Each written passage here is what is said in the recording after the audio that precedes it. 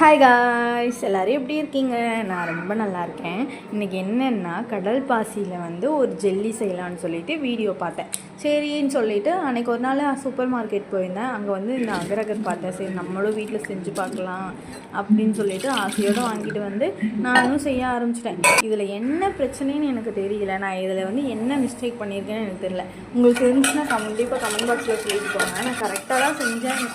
அகரகரெல்லாம் நல்லா கொதிக்க வச்சு அது கூட வந்து சர்க்கரைலாம் போட்டு நல்லா மிக்ஸ் பண்ணி அது கூட வந்து பால் கொஞ்சம் காய்ச்சி வச்சுருந்தேன். அதில் கொஞ்சம் டேஸ்ட்டுக்காக மில்க் மேடு சேர்த்து நல்லா கலந்து அது கூட அந்த அகரகரும் சர்க்கரையும் கலந்து வச்சுருந்தேன்ல, அதையும் சேர்த்து நல்லா கலரிட்டேன்.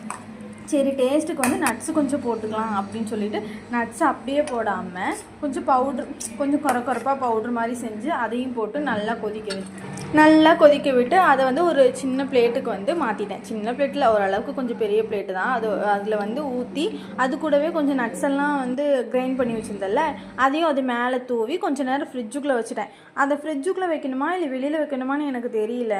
நான் அதனால் ஃப்ரிட்ஜுக்குள்ளே தூக்கி வச்சுட்டு கட் பண்ணி பார்த்தா என்னால் வந்து ரொம்ப நேரமாக அதை வெயிட் பண்ணவே முடியல. நம்ம செஞ்சுட்டோம், அதை சாப்பிட்டு பார்க்கணும் அப்படிங்கிறனாலேயே அது ஓயாமல் ஓப்பன் பண்ணி பார்க்குறது, அது கெட்டியாகிடுச்சா இல்லையான்னு சொல்லிட்டு செக் பண்ணிகிட்டே இருந்தேன். அப்போது மறுபடியும் வந்து கட் பண்ணி பார்த்தா அது ஓரளவுக்கு வந்து ஜெல்லி மாதிரி தான் இருந்துச்சு. ஆனால் ரொம்ப ஓரளவுக்கு கொலன்னு இருந்துச்சு. சரி கொண்டு போய் ஃப்ரீசருக்குள்ளே வச்சிடலான்னு சொல்லிட்டு ஃப்ரீசருக்குள்ளே வச்சா அது வந்து என்ன சொல்கிறது, ஐஸ் கட்டி இருக்குல்ல அந்த மாதிரி மாறிடுச்சு. அதுக்கப்புறம் என்ன பண்ணுறது, ஐஸ்கிரீம் மாதிரி சாப்பிட்டுக்கலான்னு சொல்லிட்டு அப்படியே சாப்பிட்டோம். உங்களுக்கும் என்ன மாதிரி சொதப்பிருந்துச்சுன்னா கமெண்ட் பாக்ஸில் சொல்லிட்டு போங்க.